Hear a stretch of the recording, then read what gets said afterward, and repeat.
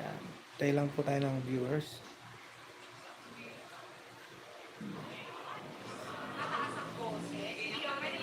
So ito po yung situation sa amin ngayon. Baha.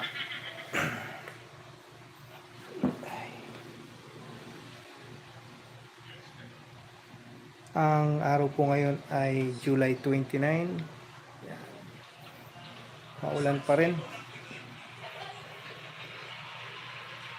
So papakita ko sa inyo yung situation sa amin. So ayan, inabot na po ng tubig itong sa kusina ngayon. Baha. Taas na po nito ha. Bali yung taas ng bahay namin, yung dati pa to.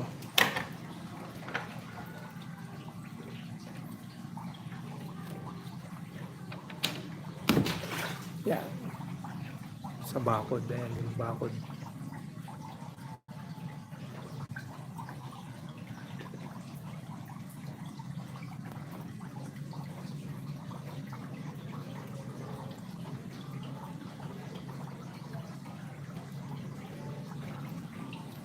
Yan. Hello sa isang viewers. Ayan, ito po yung sitwasyon sa amin ngayon. Lalim.